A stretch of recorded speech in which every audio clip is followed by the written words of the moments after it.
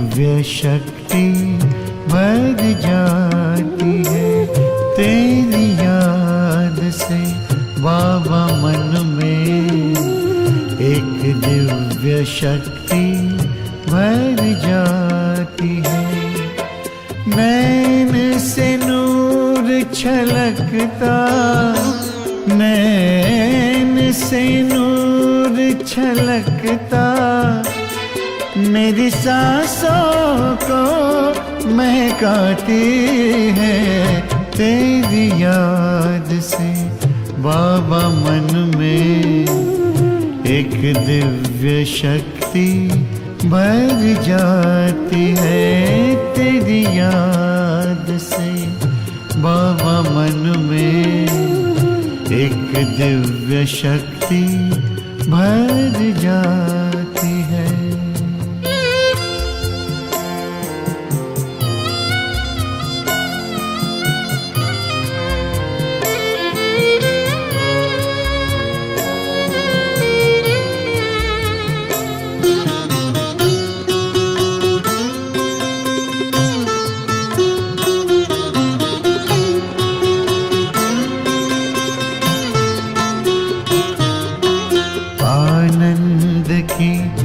लहरें दिल में सागर सा लहराए,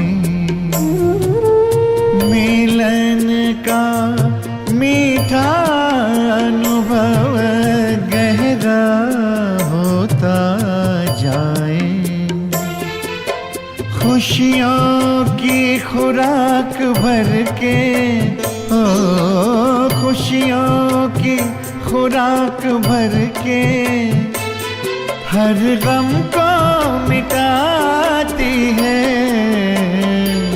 तेरी याद से बाबा मन में। एक दिव्य शक्ति भर जाती है।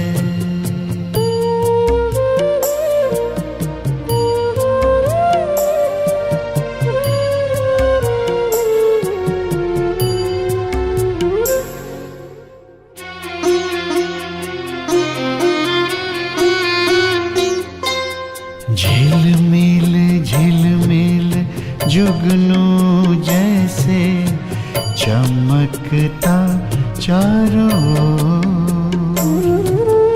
अनहद नाद गूंजे कानों में, ना कोई जग का शोर। वतन की वो मुलाकातें, वतन की वो मुलाकातें हर पल याद आती है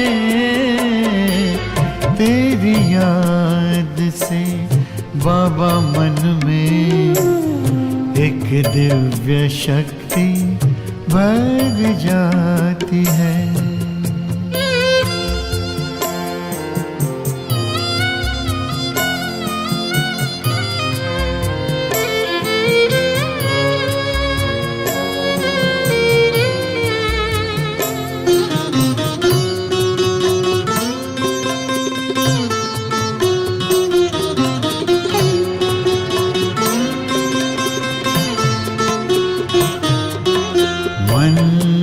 चमन में खिलते लाखों चिंतन के स्नेह सुमन,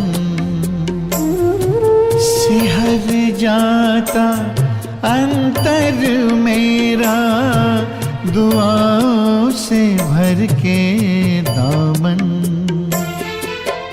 जिंदगी के आंचल को, जिंदगी के आंचल को गुणों से ऐसा सजाती है तेरी याद से बाबा मन में।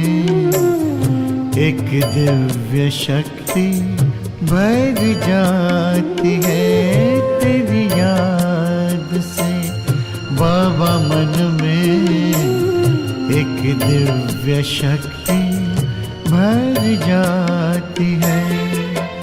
नैन से नूर छलकता, ओ नैन से नूर छलकता, मेरी सांसों को महकाती है तेरी याद से।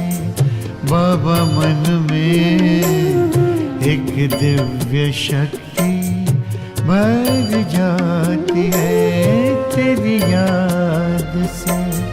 बाबा मन में एक दिव्य शक्ति भर जाती है।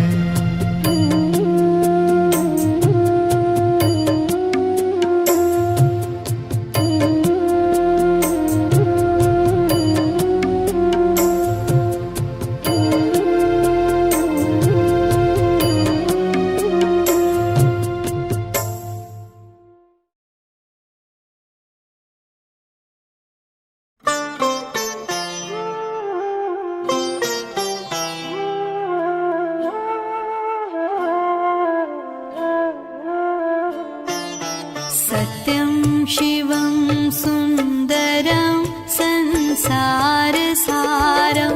अभयङ्करं दुःखहरं करुणावतारं ज्योतिर्मयं स्वयंभू प्रकृतिस्तुदारं शिवस्मरामि जगत्स्वामि निर्विकारम्।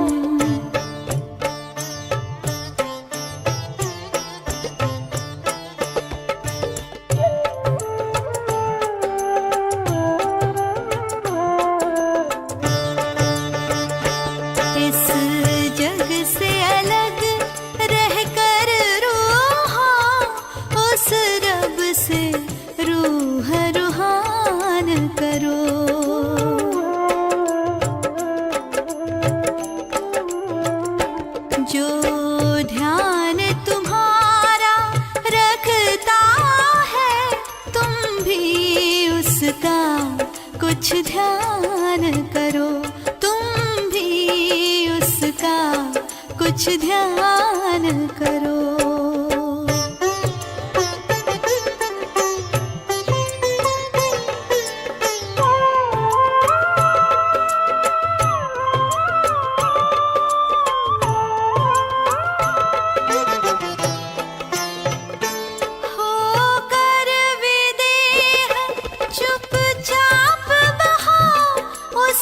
शिव के नेह की धारा में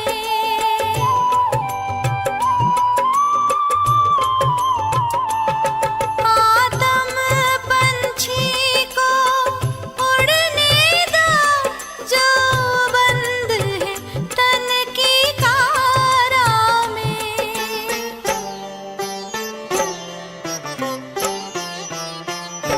शिव परमात्मा के दरस परस का सरस सरस रस पान करो।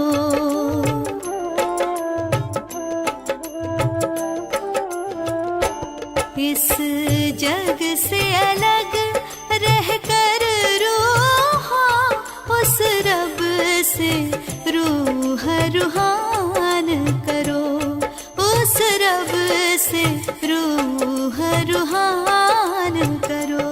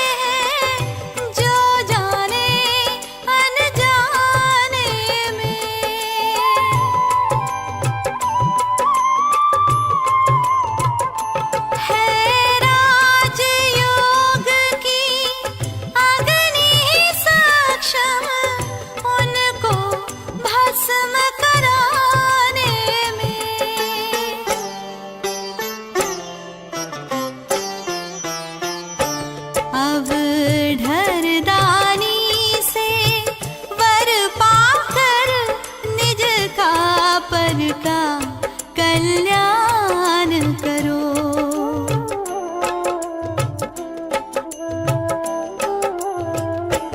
जो ध्यान तुम्हारा रखता है, तुम भी उसका कुछ ध्यान करो, तुम भी उसका कुछ ध्यान करो।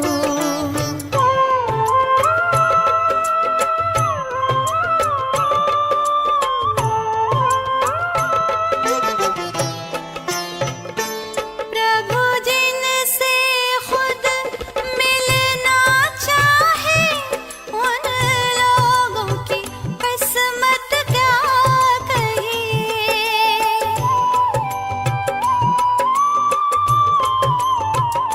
शिव परम पिता को बच्चों से कितनी है मोहब्बत क्या कहिए।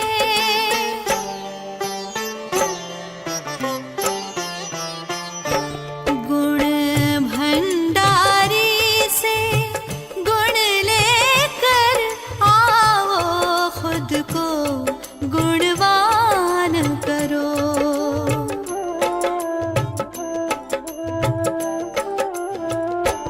इस जग से अलग रहकर रूहां उस रब से रूह रूहान करो, उस रब से रूह रूहान करो।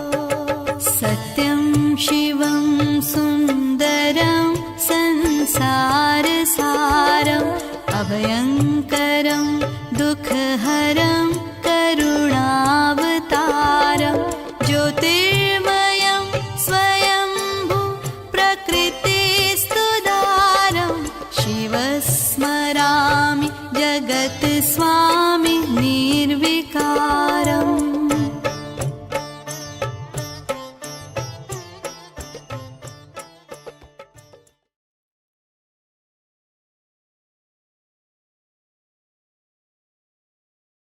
Om Shanti and a very good evening to all of you. हमने कल से नाउन के बारे में सीखना शुरू किया है, जिसमें पहला सब टॉपिक था आर्टिकल्स, जिसके बारे में हमने कल देखा। आज एक छोटे से उदाहरण लेके हम उसका रिवीजन कर लेते हैं। जब भी हम आर्टिकल्स की बात करते हैं तो पहला वाक्य सामान्यतः अनिश्चित आर्टिकल यानी इनडेफिनेट आर्टिकल ए अथवा एन वहां से होता है। एक बार ये तय हो जाता है कि हम किसकी बात करते हैं, तो उसके बाद उसी वस्तु, उसी व्यक्ति, उसी घटना के लिए द का इस्तेमाल होता है। मान लो मैं कल दिल्ली जाता हूं, तो मेरे मित्र को फोन करके बोलूंगा, मैं आपको थोड़ा हिंदी इंग्लिश मिक्स करके बोलता हूं। मेरे मित्र को मैं फोन करके बोलूंगा कि कल मैं दिल्ली आता हूं, मुझे अ ट्रैवल कार चाहिए with a good driver. A travel car with a driver, a good driver. मैं कल दिल्ली पहुंच गया, गाड़ी भी आ गई, मैं बैठा गाड़ी में, देखा गाड़ी अच्छी है, ड्राइवर भी अच्छा है, साफ सुथरा है, गाड़ी अच्छी तरह से चलाता है। तो 10 मिनट के बाद मैं फ्रेंड को फोन करूंगा, थैंक यू कहूंगा और कहूंगा द कार और द ड्राइवर अच्छे हैं। तो इस तरह से हम ए से द पे आते हैं। अब हम नाउन के बारे में बात करेंगे। इससे पहले मैं आपको 3 शब्द दिखाना चाहता हूं, क्योंकि हम इस दिशा में आगे बढ़ रहे हैं, तो मेरा ऐसा मानना है कि आपको ये शब्द पता होना चाहिए। आपको याद नहीं रहता तो चलेगा, स्पोकन इंग्लिश में इसका कोई काम नहीं है, लेकिन ग्रामर को समझने के लिए थोड़ा बहुत जान लेना अच्छा है। आप देखेंगे मैंने टॉप पे क्रियापद लिखा है टू इन्फ्लेक्ट। टू इन्फ्लेक्ट यानी मोड़ना, कोई भी चेंज करना। ये कॉमन डिक्शनरी का शब्द है। हम किसी को भी चेंज करते हैं तो उसको इन्फ्लेक्शन बोलते हैं। जैसे अगर अपनी देश में, अपनी अर्थशास्त्र की व्यवस्था में कोई बड़े बड़े बदलाव आ रहे हैं, तो हम कहेंगे कि हम इन्फ्लेक्शन पॉइंट पे है अभी। तो इन्फ्लेक्शन यानी मोड़ना। ये ग्रामर में भी यही शब्द का प्रयोग होता है। लेकिन ग्रामर में और एक चीज है। आप पहले सीरियल नंबर 1 देखिए कि ग्रामर में कई कई शब्दों को चेंज किए जाते हैं, मोड़े जाते हैं, इन्फ्लेक्ट किए जाते हैं। वर्ब को इन्फ्लेक्ट किया जाता है, नाउन को इन्फ्लेक्ट किया जाता है, प्रोनाउन सर्वनाम को इन्फ्लेक्ट किया जाता है, एडजेक्टिव को इन्फ्लेक्ट किया जाता है, एडवर्ब को इन्फ्लेक्ट किया जाता है। तो इन शब्दों को इन्फ्लेक्ट करके उसको एक नया रूप दिया जाता है। आज तक हमने देखा कि जो इन्फिनिटिव क्रियापद है, हम सीरियल नंबर 2 में है अभी, जो इन्फिनिटिव क्रियापद है उसको टेंस के हिसाब से, आस्पेक्ट के हिसाब से, सिंगुलर और प्लूरल के हिसाब से और first person, second person, third person के हिसाब से चेंज करना पड़ता है। और इसके लिए एक स्पेशल शब्द है कॉन्जुगेशन, जो मैं बार बार आपके साथ बोलता था। तो सभी प्रकार के शब्द को चेंज करना इन्फ्लेक्शन है, लेकिन जब हम वर्ब को चेंज करते हैं, सिर्फ वर्ब को, जो सीरियल नंबर 2 में लिखा है, तो वो इन्फ्लेक्शन को हम इन्फ्लेक्शन नहीं बल्कि कॉन्जुगेशन कहते हैं। सीरियल नंबर 3 पे आते हैं। जब हम वर्ब के अलावा नाउन, प्रोनाउन, एडजेक्टिव और एडवर्ब को चेंज करते हैं तो उसे हम डिक्लेंशन बोलते हैं। इस तरह के इन्फ्लेक्शन को डिक्लेंशन बोलते हैं। मतलब एक इन्फ्लेक्शन होता है जिसमें बदलाव आता है, चेंज आता है। अगर ये चेंज वर्ब से जुड़ा है तो हम उसको कॉन्जुगेशन कहते हैं, और ये चेंज अगर नाउन, प्रोनाउन, एडजेक्टिव और एडवर्ब से जुड़ा है तो हम इसे डिक्लेंशन कहते हैं। ये सिर्फ आपकी जानकारी के लिए है, स्पोकन इंग्लिश में ये कहीं भी बीच में नहीं आएगा। अब हम नाउन को कैसे इन्फ्लेक्ट करते हैं, जैसे जेंडर, जेंडर यानी स्त्रीलिंग, पुल्लिंग। तो जब नाउन को हम इन्फ्लेक्ट करते हैं तो एक्टर का एक्ट्रेस हो जाता है। अगर पुरुष है तो हम एक्टर कहते हैं, अगर स्त्री है तो हम एक्ट्रेस कहते हैं। जानवर में भी कई तरह इस तरह बोलते हैं। लायन का हम लायोनेस करते हैं। रेस्टोरेंट के अंदर वेटर का वेट्रेस करते हैं। फिर हम नाउन का प्लूरल भी बनाते हैं, इसको भी डिक्लेंशन बोलते हैं। बॉय का बॉयज करते हैं। फिर नाउन का केस भी बदली होता है। हम हिंदी में जब आई को कर्ता के स्थान पर रखते हैं, जैसा आई है इंग्लिश में भी, तो हम मैं बोलते हैं। मैं अशोक को पढ़ाता हूं। लेकिन जब ये मैं कर्म के स्थान पे आ जाता है तो मी हो जाता है। अशोक मुझे पढ़ाता है। हिंदी में भी मैं का मुझे हो जाता है, इंग्लिश में भी इस तरह। इसको केस बोलते हैं। और जो हिंदी ग्रामर से परिचित है तो केस सीखते सीखते आपको हिंदी की विभक्तियां याद आएगी, जो केस और कुछ डिग्री, कुछ हद तक प्रपोजिशन से जुड़ी हुई है। ये जब हम ये चैप्टर हाथ में लेंगे तो उस वक्त इसकी बात करेंगे। एडजेक्टिव, इसको भी डिक्लेंशन किया जाता है। Slow, slower. जो स्लो है वो तो स्लो है, लेकिन अगर दूसरा आदमी इससे भी स्लो है तो हम उसको स्लोअर कहते हैं। इसी तरह एडवर्ब का भी डिक्लेंशन होता है। स्लोली का मोर स्लोली होता है। ये जब हम डिग्री पढ़ेंगे कंपैरिजन की तो इसमें दोनों आएगा। एडजेक्टिव का हम कंपैरिजन कैसे करना और एडवर्ब का कैसे करना, ये अपने आप में एक बहुत बड़ा सब्जेक्ट है, विषय है। लेकिन जब आपको विश्वास हो जाए, कॉन्फिडेंस आ जाए कि आप वाक्य रचना कर सकते हैं, बाद में मैं इस प्रकार के विषय हाथ पे ले सकता हूं। अब नाउन कितने प्रकार के हैं? तो सबसे पहला है common noun.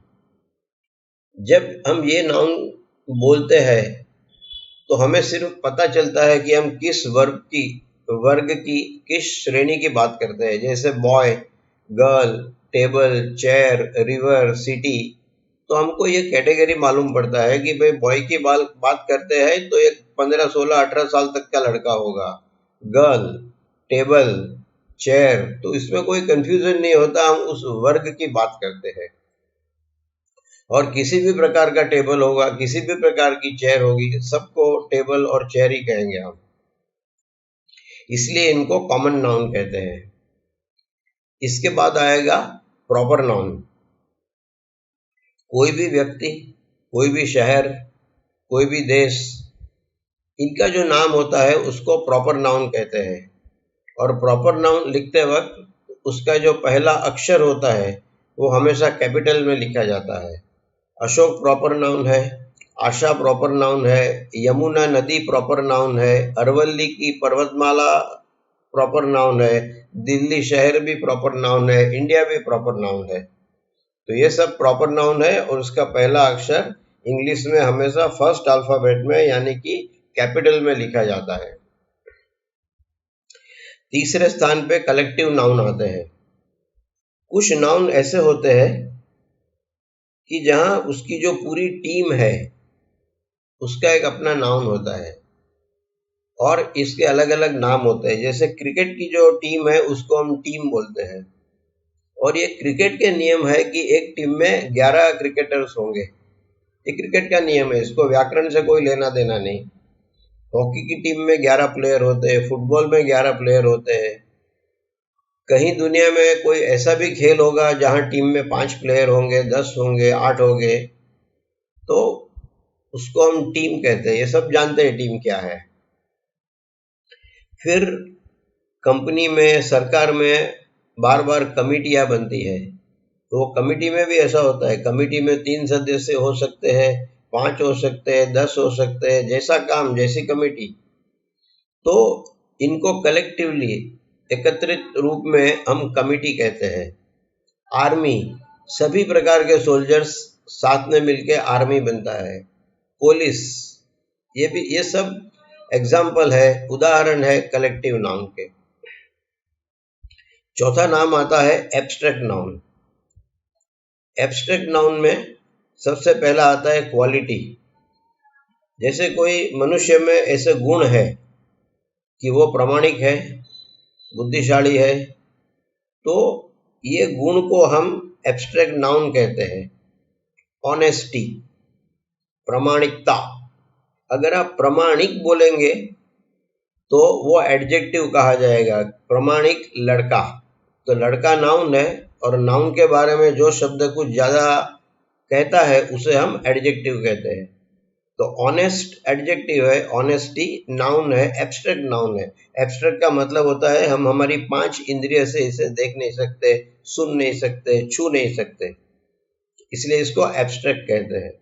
Wisdom, intelligence, brightness, ये सब जो क्वालिटी है इसको एब्स्ट्रैक्ट नाउन कहते हैं। इसके अंदर एक दूसरी चीज आती है एक्शन और फीलिंग। जैसे जजमेंट, जब कोर्ट जजमेंट देती है तो हम जजमेंट की लिखाई देख सकते हैं, लेकिन इसके अंदर जो जजमेंट छुपा हुआ होता है वो हम नहीं देख सकते। लव, हेट्रेड, धिक्कार, ये सब एक्शन और फीलिंग कि हमें क्या अनुभव होता है, हम क्या फील कर रहे हैं, हमें कैसा लगता है, ये सब भी एब्स्ट्रैक्ट नाउन होते हैं। फिर स्टेट, स्टेट यानी स्थिति, परिस्थिति, जो मैंने आपको स्टेटिव वर्ब सिखाते वक्त ये शब्द बोला था मैंने, स्टेट यानी परिस्थिति। जैसे कोई बच्चा या कोई आदमी कमजोर है तो कमजोर एडजेक्टिव है क्योंकि नाउन के आगे आता है, कमजोर लड़का, लेकिन उसकी जो कमजोरी है वो नाउन है, एब्स्ट्रैक्ट नाउन है। वीकनेस, कमजोरी। सिकनेस, बीमारी, हम बीमार को देख सकते हैं, बीमारी नहीं देख सकते। हम बीमारी की असर भी देख सकते हैं जो उसके चेहरे पे, उसके शरीर पे होगी, लेकिन बीमारी नहीं देख सकते, वो एब्स्ट्रैक्ट नाउन है। पॉवर्टी, गरीबाई। तो इस प्रकार के 4 नाउन है। इसके अलावा नाउन को और 2 तरीके से भी उसका ग्रुप बनाया जाता है। काउंटेबल नाउन, आप किसको काउंट कर सकते हैं। जैसे टेबल है तो 10 टेबल पड़े हैं तो हम काउंट कर सकते हैं, 100 टेबल पड़े हैं तो उसको भी काउंट कर सकते हैं, तो वो काउंटेबल नाउन बोलते हैं, गिन सकते हैं। काउंटेबल यानी जिसको हम गिन सके। अनकाउंटेबल नाउन, कई लोग इसे नॉन काउंटेबल भी बोलते हैं, दोनों सही है, उसको हम नहीं गिन सकते। इसमें मुख्यत्वे प्रवाही आता है। कोई भी लिक्विड होगा, कोई भी प्रवाही होगा तो हम उसको नहीं गिन सकते। और कल जैसे मैंने बताया, राइस, चावल, वीट, गेहूं, बाल, इसको नहीं गिन सकते। आदमी कितना भी गंजा होगा लेकिन इसके बाल गिनना बहुत मुश्किल है, बाकी के जो बाल है वो, तो बाल भी नॉन काउंटेबल, अनकाउंटेबल नाउन में आते हैं।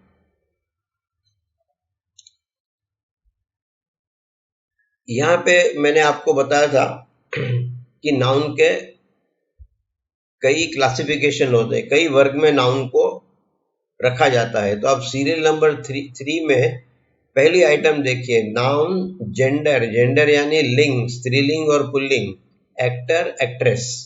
तो हम सबसे पहले जेंडर के बारे में देखेंगे। हिंदी में लिंग के दो भेद है, मैस्कुलिन यानी पुल्लिंग और फेमिनिन यानी स्त्रीलिंग। इंग्लिश में भी ये दो भेद तो है ही, लेकिन इसके अलावा इंग्लिश में और दो भेद है जो आप सीरियल नंबर 1 में थोड़ा नीचे देख सकते हैं, कॉमन। जैसे हम हिंदी में कहते हैं शिक्षक और शिक्षिका, लेकिन इंग्लिश में दोनों को टीचर कहते हैं। तो अगर मैं कहूँ ये टीचर है, तो सिर्फ सुन के आप ये तय नहीं कर पाएंगे कि ये टीचर स्त्री है या पुरुष है, इसलिए हम इसको कॉमन कहते हैं, कॉमन जेंडर है ये। डॉक्टर, स्टूडेंट, फ्रेंड, ये सब कॉमन जेंडर में आएंगे। और हिंदी में एक चौथी कैटेगरी है, उसको न्यूटर बोलते हैं। जितनी भी निर्जीव चीज है, टेबल, कुर्सी वगैरह, ये सब ये न्यूटर में आते हैं, निर्जीव चीज। तो इस प्रकार के 4 कैटेगरी है। सीरियल नंबर 2 में मैस्कुलिन है, पुल्लिंग है, समझने में बहुत ही आसान है। लड़का, पुरुष, ये सब पुल्लिंग के उदाहरण है। सीरियल नंबर 3 में स्त्रीलिंग है, फेमिनिन है, इसको भी समझना बहुत इजी है, बहुत आसान है। स्त्री, लड़की, ये सब फेमिनिन है। सीरियल नंबर 4 में कॉमन है, जैसे पेरेंट माँ भी हो सकती है, पिताजी भी हो सकते हैं। चाइल्ड लड़का भी हो सकता है, लड़की भी हो सकती है। फ्रेंड, और ऊपर भी मैंने इसके एग्जाम्पल दिए, टीचर, डॉक्टर, स्टूडेंट। तो ये सब कॉमन कैटेगरी में सीरियल नंबर 4 में आते हैं। और 5वें नंबर पे है न्यूटर, निर्जीव वस्तु, जैसे बुक, पेन, टेबल, चेयर, ये सबको न्यूटर कहते हैं। जेंडर समझना इतना मुश्किल नहीं है, मैं आपको उसके कुछ उदाहरण दूंगा, क्योंकि जेंडर का तो लिस्ट बहुत लंबा होता है, तो यहाँ पीपीटी फाइल में दिखाना असंभव है। आपको अगर किसी भी शब्द से तकलीफ है तो टेलीग्राम पे लिख सकते हो, मैं जवाब दे दूंगा उसका। लेकिन मेनली मैंने फैमिली के नाम लिए हैं। जैसे 3 नाम आपको लेफ्ट साइड पे दिखाई देंगे, मैस्कुलिन में बॉय, मैन, मेल। तो उसका स्त्रीलिंग होता है बॉय का गर्ल, मैन का वुमन और मेल का फीमेल। इंग्लिश में मैन और मेल, इसका उपयोग खास प्रकार से होता है। जैसे आप ट्रेन में जाते हैं तो वहां पे स्त्रियों का अलग से एक डिब्बा होता है, तो उसको वुमन कंपार्टमेंट नहीं बोलते हैं, फीमेल कंपार्टमेंट बोलते हैं। तो ऐसी कई जगह पे है जहां हम मैन और वुमन के बदले मेल और फीमेल शब्द का उपयोग करते हैं। वो धीरे धीरे हम प्रैक्टिस करेंगे तो ऐसे शब्द आपको पढ़ाई में आते रहेंगे और आप धीरे धीरे ये सब समझने लगेंगे। यहाँ वुमन से जुड़ी मैं एक बात कहना चाहता हूँ। MAN, मैन, अब इंग्लिश में इस तरह का शब्द आप कभी भी बोले या सुने तो जो बीच में ए है स्वर, वो बड़ा है। अगर आपको छंद के बारे में कुछ मालूम है तो लघु अक्षर और गुरु अक्षर होता है। तो ये जो मैन में ए है वो एक प्रकार का गुरु अक्षर है और उसका जो उच्चार होता है वो थोड़ा चौड़ा होता है, मैन। लेकिन ऐसा ही दूसरा शब्द हम लेते हैं पेन, लिखने की पेन, तो हम उसको पेन नहीं बोलते, हम पेन बोलते हैं, क्योंकि इसमें ई आता है। तो ई आता है तो उसका उच्चार छोटा हो जाता है, पेन।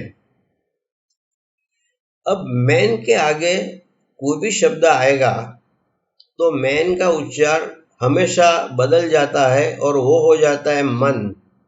देखो, आप वुमन को वुमैन नहीं बोलते हैं, वुमन बोलते हैं, और ये सभी को लागू पड़ता है। मैन वाला कोई भी शब्द होगा तो आपको अगर आगे दूसरे शब्द अक्षर लग गए तो आपको मैन के बदले मन बोलना पड़ेगा। मैन, वुमन, बैट्समैन, पोस्टमैन, जहां पे भी आगे शब्द है तो आपको मन करना पड़ेगा। और ये इसके अच्छे उदाहरण है, मिल्कमैन, पोस्टमैन, बैट्समैन। आप कभी भी अच्छे कमेंटेटर की कमेंट्री सुनेंगे तो वो बैट्समैन को कभी बैट्समैन नहीं बोलता, वो बैट्समैन बोलेगा। दूसरा, फादर इन लॉ। ससुर को फादर इन लॉ कहते हैं, लेकिन यह मुख्य नाम कौन सा है? फादर है, तो उसका स्त्रीलिंग बनता है मदर इन लॉ। ये आपको डिफरेंस जब आप बहुवचन बनाएंगे तो भी काम आएगा, क्योंकि फादर मेन वर्ड है। तो अगर कोई जगह पे फैमिली में कई बच्चे हैं तो 4-5 ससुर भी खड़े हैं तो उसका जो बहुवचन होगा वो एस लॉ के पीछे नहीं लगेगा, फादर के पीछे लगेगा, फादर्स इन लॉ। समझो कोई घर में 2 बेटे हैं, उनकी 2 बहू है, तो डॉटर इन लॉज नहीं होगा, डॉटर्स इन लॉ होगा। फिर सन का डॉटर होगा, ब्रदर का सिस्टर होगा, हस्बैंड का वाइफ होगा, नेव्यू का नीस होगा, एक्टर का एक्ट्रेस, वेटर का वेट्रेस, हीरो का हीरोइन, किंग का क्वीन। तो इस प्रकार से स्त्रीलिंग बनते हैं। जैसे जैसे आप इंग्लिश पढ़ेंगे, बोलेंगे, लिखेंगे तो ऐसे शब्द आपको बीच में आते रहेंगे और आपका वोकेबुलरी बढ़ता रहेगा। इसमें सीखने से ज़्यादा याद रखने की बात है। अभी हम एक वचन बहुवचन पे जाते हैं। ये भी सिंपल टॉपिक है, लेकिन इसमें स्पेलिंग टेढ़े है और अपवाद ज़्यादा है। अपवाद तो हमने जेंडर में भी देखा, जैसे वुमन का मैन का वुमन होता है, बॉय का गर्ल होता है, बिल्कुल अलग प्रकार का शब्द है। सिंगुलर प्लूरल में भी कई जगह पे ऐसा होता रहेगा, मैं आपको दिखाऊंगा। मैं ये सारे एग्जाम्पल मैंने पीपीटी फाइल में लिखे हैं और दिखाऊंगा मैं आपको।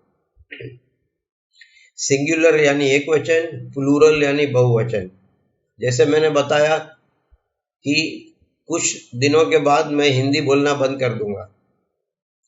बहुवचन, सीरियल नंबर 2, बहुवचन बनाने के लिए आमतौर पर शब्द के पीछे एस जोड़ा जाता है। ये सामान्य नियम है, एस लिखने से बहुवचन हो जाता है। बॉय का बॉयज होता है।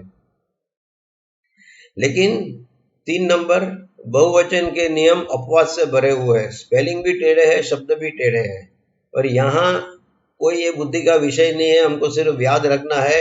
जैसे मैंने बताया था कि इर्रेगुलर क्रियापद आपको कंठस्थ ही करने हैं, समझना क्या कुछ बाकी नहीं है, इसमें समझने जैसा कुछ है ही नहीं।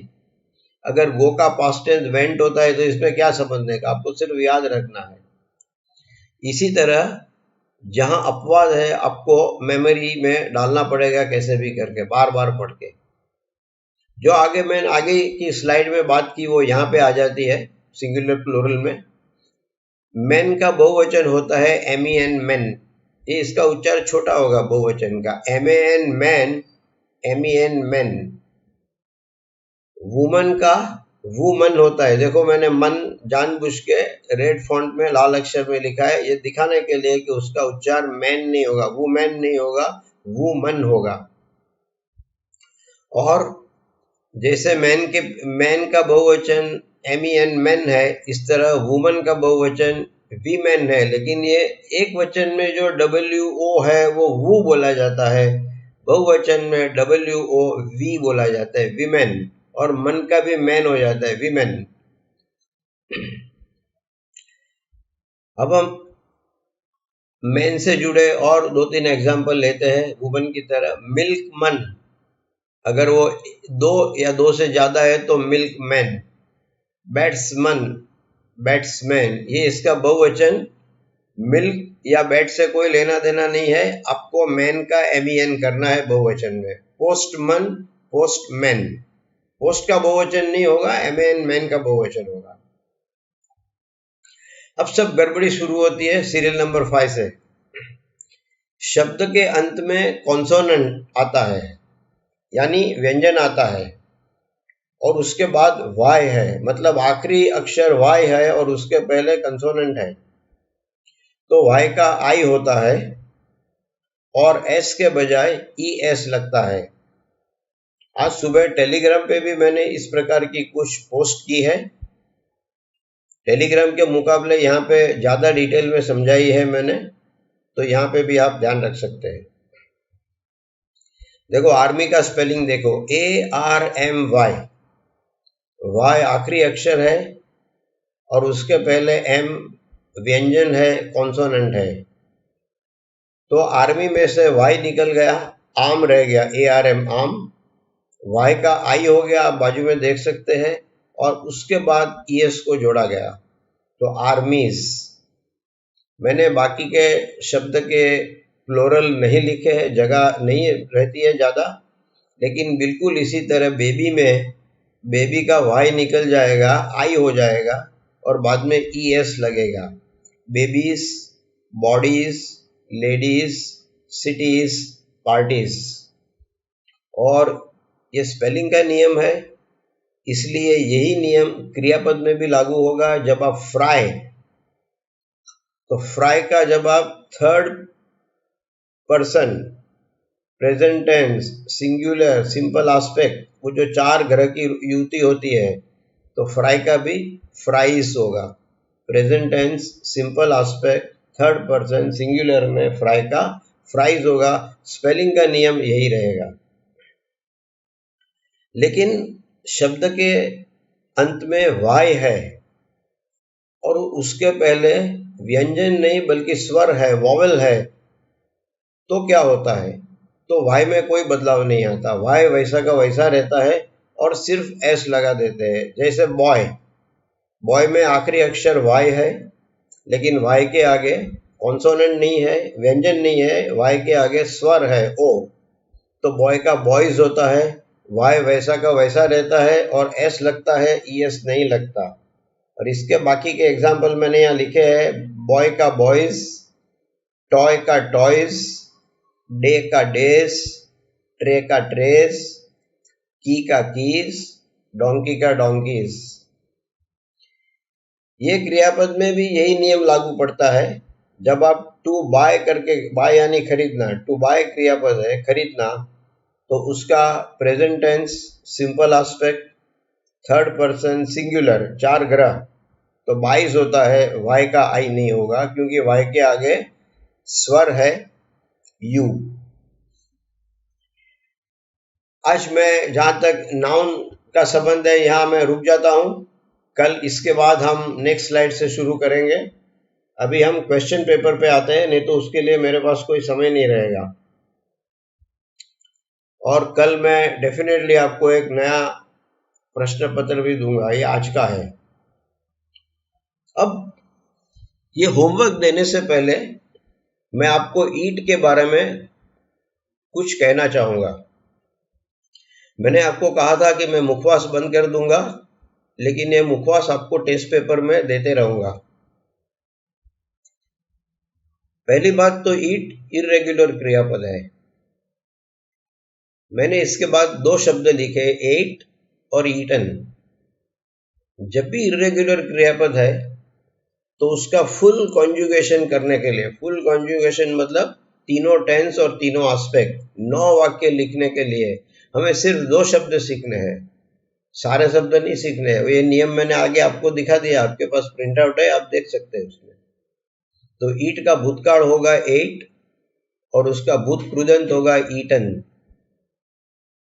ईट का पास्ट टेंस यानी भूतकाल एट, ईट का पास्ट पार्टिसिपल यानी भूत कृदंत ईटन।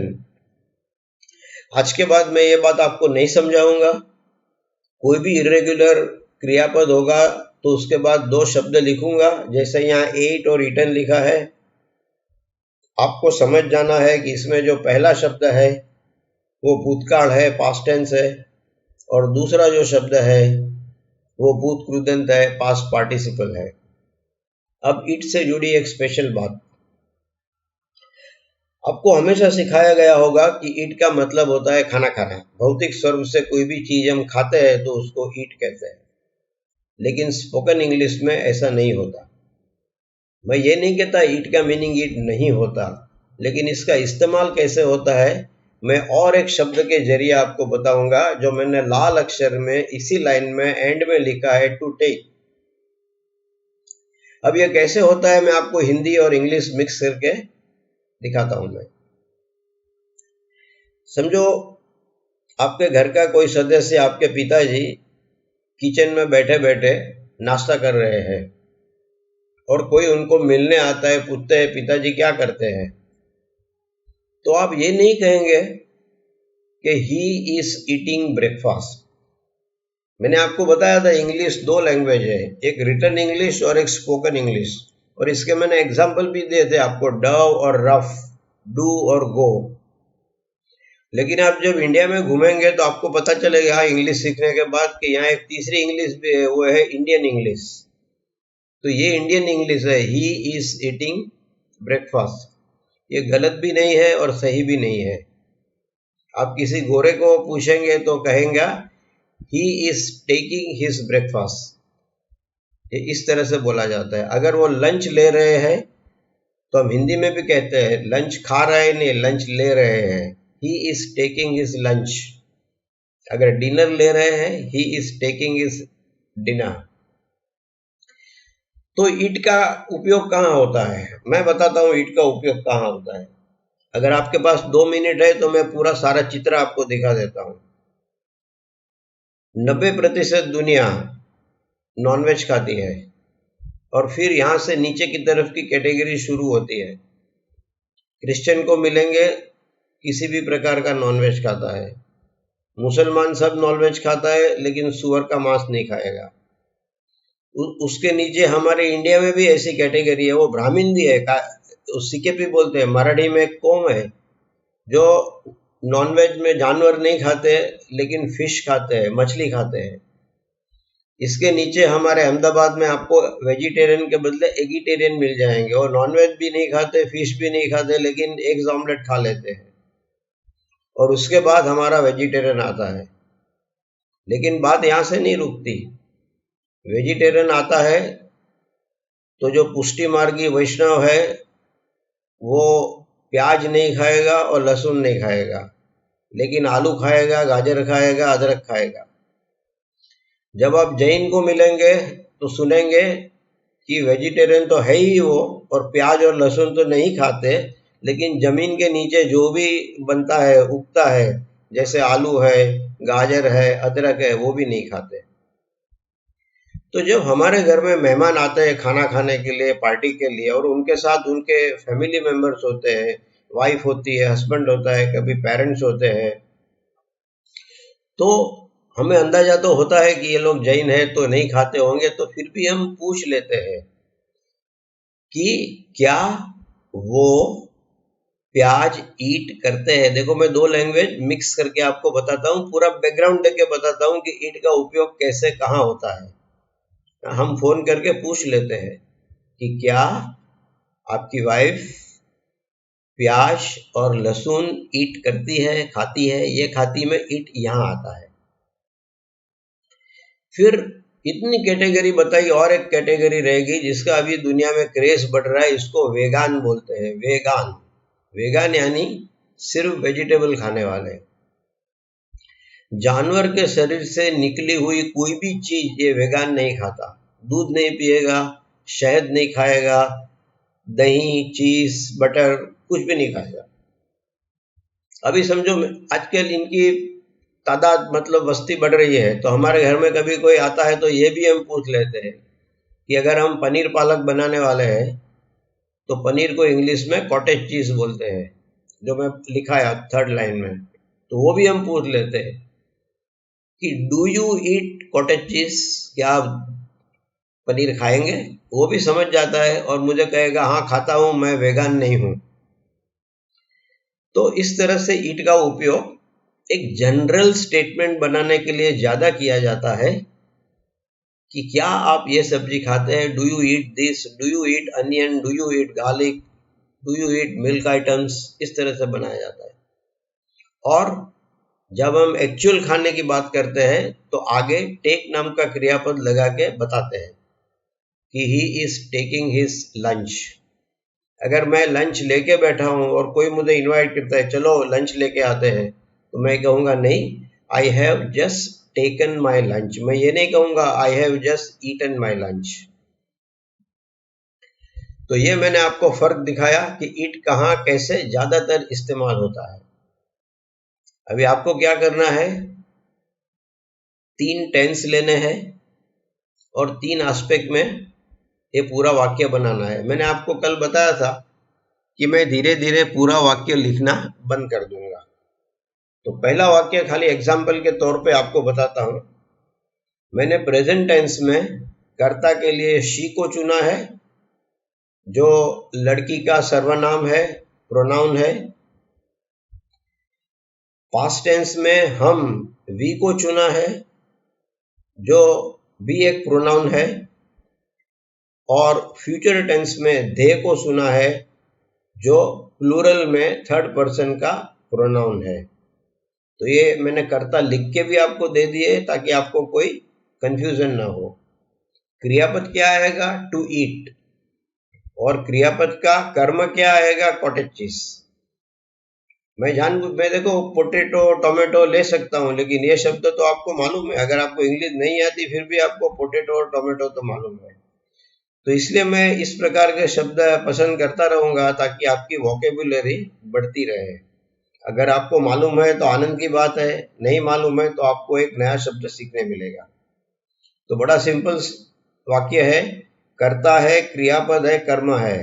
कर्ता तो मैंने लिख के दे दिया है, क्रियापद है टू ईट, इरेगुलर है, इसका भूतकाल और भूतप्रधान भी दे दिया है मैंने आपके उच्चार के साथ, और कर्म है कॉटेज चीज। और यहाँ एक बात ध्यान रखिए कि आप जब भी ये वाक्य लिखते हैं तो साथ साथ में आप बोलिए, मुंह से बोलिए, सिर्फ मन में मत पढ़िए।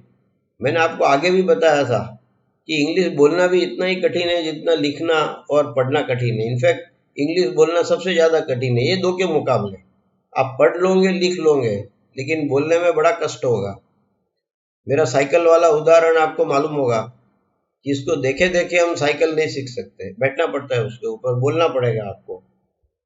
और आपको मोटिवेट करने के लिए मैं एक छोटा वाक्य बोलता हूं, आपको भी मजा आएगा सुन के, कि मुझे इंग्लिश इतनी आसान लगती है और रोटी बनाना इतना कठिन लगता है।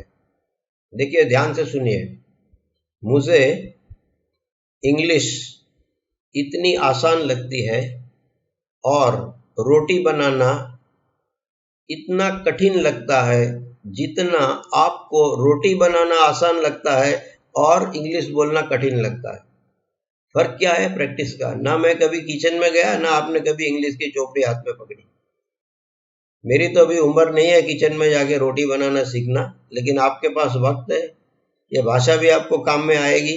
मैं तो घर में वाइफ बीमार है तो बाहर जाके खा लूंगा, लेकिन आपको इंग्लिश नहीं आती है तो कई जगह पे आप अटक जाओगे, रुक जाओगे। तो प्रैक्टिस करिए, लिखिए, पढ़िए और बोलिए। मैंने आपको कहा था हफ्ते में एक बार इंग्लिश न्यूज़पेपर खरीदो, उसको पढ़ो, नए नए शब्द मिलेंगे और जोर से पढ़ो। इसको इंग्लिश में अलाउड बोलते हैं, रीड अलाउड। तो आपकी जीभ को प्रैक्टिस मिलेगी।